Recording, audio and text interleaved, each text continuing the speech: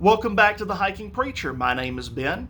As we begin our journey to getting healthy, we're going to start with what I believe to be the most essential element of the whole process, and that is accountability. And the reason I believe it's essential, and I'm not starting with having a quiet time with God, which is also very essential, is because I believe accountability is important for keeping us in check on everything else. It's the glue that binds this process together, if you will.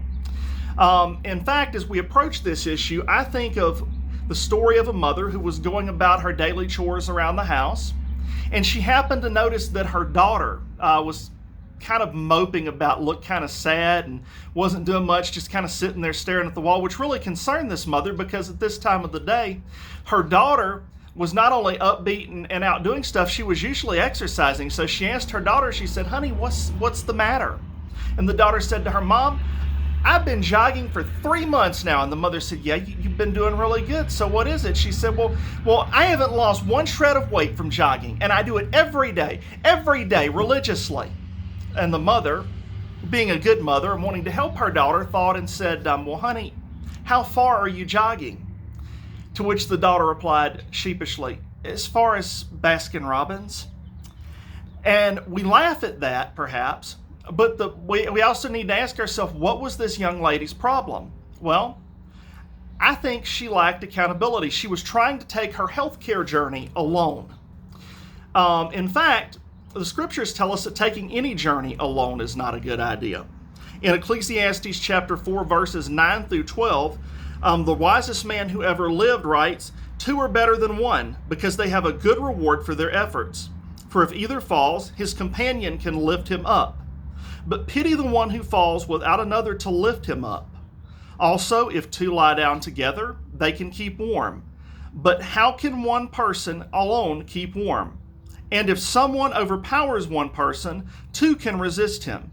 A cord of 3 strands is not easily broken." As we approach this subject of accountability, first of all, we see the essentiality of it. The Bible says 2 are better than 1 because they have a good reward for their efforts. 2 are better than 1. It's endorsing working on a team. Also, other things that tend to endorse working on a team is when it says that if one person is attacked, if you got 2 people, they can defend themselves. One may be overpowered. That brings me back to when I first started this journey. You know, I said I've already gotten in shape once and then out of it, and that's because I had the attitude that I could do it on my own. I didn't need anybody else in my business. I could take care of myself. You know, that's a shameful attitude, and I kind of slap myself a little bit for it these days, but fact of the matter is our culture breeds that kind of an attitude. Our culture tells us individually we should be who we want to be. We have the right to hold ourselves accountable and nobody else. But you know, that's not a good attitude for somebody who wants to get healthy or for a Christian who wants to live out their faith. We need accountability. Now that we know we need it, where do we go from here? What kind of person should we get to hold us accountable? Now, for me, it's been my spouse. I am very blessed to have a spouse who is on this accountability journey with me. And the way we kind of hold each other accountable is, you know, if we're out and one of us starts to pick up something that they shouldn't have, my wife will look at me and she'll go, "Now, honey, you've done really good with your health care all week." And I'll say, "Yeah." And she'll say, "You've done so good. Do you really want to eat that right now? This isn't our free day. This isn't the day that we get to eat whatever we want. Do you really want to eat that?" And half the time I'll go, "Yeah, you know, you're right." And I'll put it down. Some people are not blessed, though, to have a spouse that's on that journey with them. So what do they look for? Well, first of all, the Bible tells us you need somebody that's going to take the journey with you. In other words, you don't want an overlord who's going to stand over you and just continually point the finger at what you're doing. Notice it says here, if 2 work together, they have a good reward for their efforts. Their efforts. In other words, they're working on this together. The second thing that this verse gives us is that there's somebody who can come alongside you and kind of undergird you, and when you're doing something you know you shouldn't be doing, can hold you accountable in a loving way. It says, "For if one falls, his companion can lift him up." In other words, they're not there to berate you and judge you and put you down for doing the wrong thing. Like my wife, they go, "You know, you've done really well so far. Do you really think you ought to be doing that right now?" And not, "Oh, you're such a horrible person for doing that. Put that down." That's not how they do that. 2 have a good reward for their efforts. Also, There's somebody who's going to know the struggle that you know. It says if two lie down together, they can keep each other warm.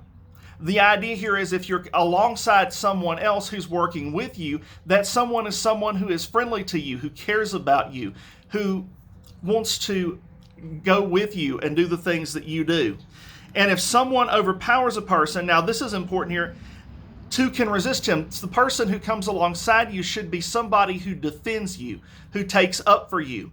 You know, I think back to my seminary days when somebody talked to us as preachers about needing somebody to hold us accountable in ministry.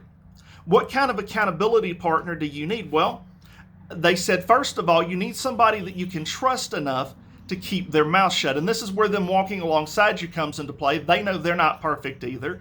You're holding them accountable, so you can keep a confidence with each other. That is, if you mess it up, they're not walking around to everybody behind your back going, he pretends to be healthy, but look at what he did over here. He's such a hypocrite. They don't do that kind of thing. You want somebody you can trust to keep a confidence. They need to know your weight on the scale without giving that to everybody else. They need to know how well you do your exercise or have your quiet time or drink your water without giving that information to everybody else. You need somebody you can trust. They also told us you need somebody who knows enough about you that if they were to come into your church during a business meeting, they could get you fired. So what does that mean? That means you need somebody, yes, that's not going to give that information out, but somebody that you can trust that well so that you can be completely honest with them to the point that they know everything there is to know about you in this healthcare journey.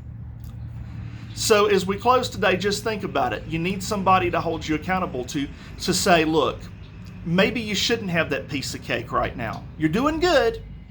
I don't want to boss you around, but have you thought about what that's going to do to you? As we close, I thank you again for joining us. Please hit that like button and subscribe. Also hit the notification bell so that you don't miss a future episode. Next week, we're going to talk about having a personal time with God, why that is important to our health care journey as well as the rest of our life. Have a great day, and God bless you.